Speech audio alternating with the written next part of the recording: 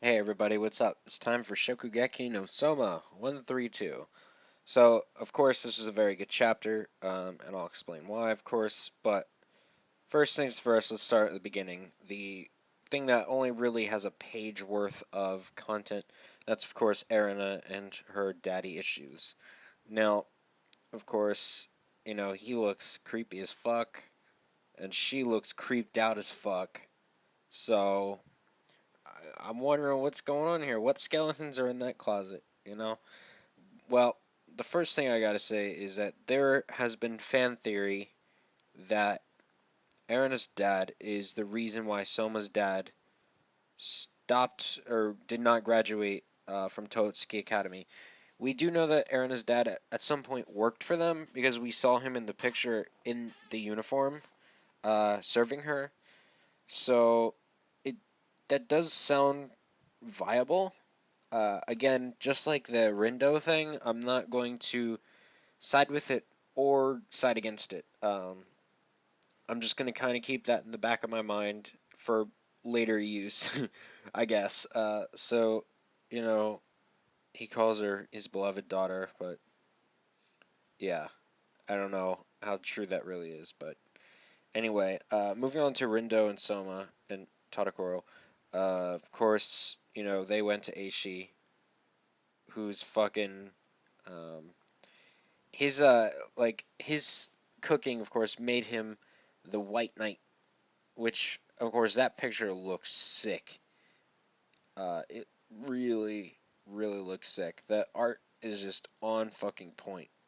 Um, and Rindo of course having have tasted every single stand. It was funny, all 120 booths in 5 days.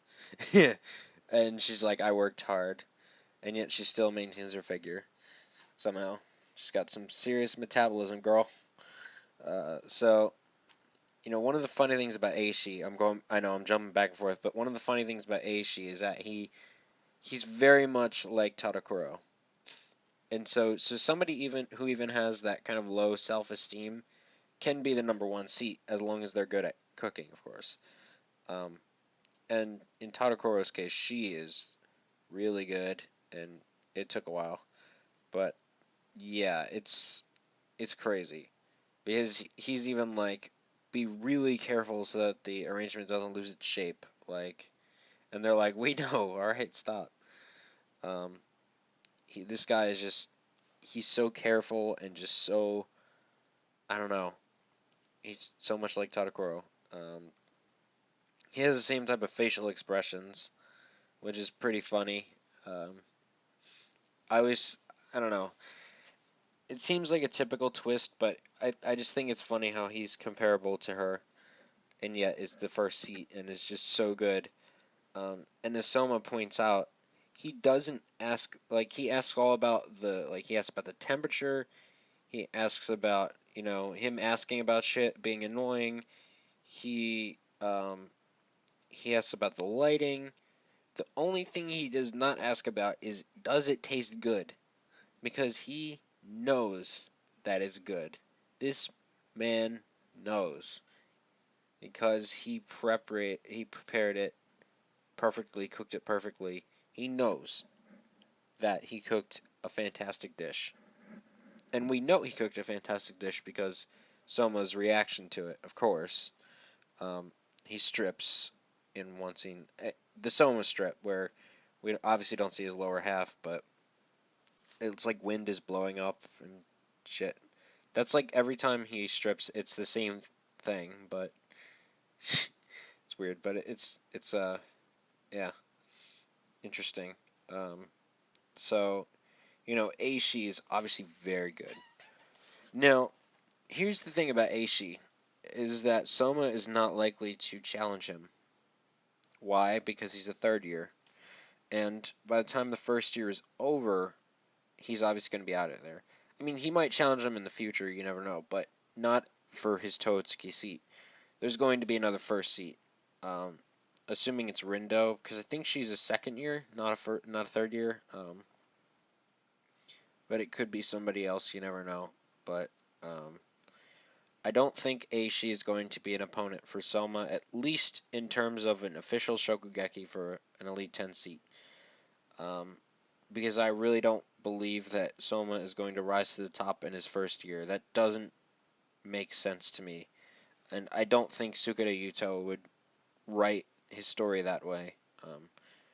Based on the fact that he got beaten by Hayama in the autumn elections and shit like that. So, um, anyway, so obviously it was, very good. She's very good, and even Soma's like on fire after that. And they're going to Erina's stall. Well, not stall, her moon view restaurant, really, because that's what it is on the mountain. So, really, uh, the last thing to really talk about is the fact that is the last text, of course. On that day, humanity received a grim reminder. Oh, wait, wrong manga. Um, on that day, we met another cook, yet another cook. We'd never be able to forget. And then the ending text says, something will happen on the last night. ... Exclamation mark, exclamation mark. So, obviously, they're talking about Eren as dad. No fucking dip, alright? I think we all know, and I don't even think Yuto wants to hide it. He doesn't want to hide it. He's just saying, look, they're going to meet Eren as dad, and shit's going to go down, alright? Just expect that shit next week. So, I'm expecting that shit next week. Uh, anyway, yeah, there's not much else to say.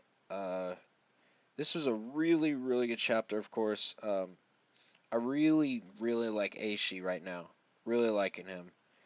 And of course, like I said before, that fucking artwork from Shunseki was brilliant when it came to that page of showing Aishi in that armor. He looks sick. Like a serious knight. Like if that man was standing in my way, I would get the fuck out. And if I was standing behind him if he was a bodyguard, I would not be worried at all. All right, that guy looks insane. Anyway, great chapter.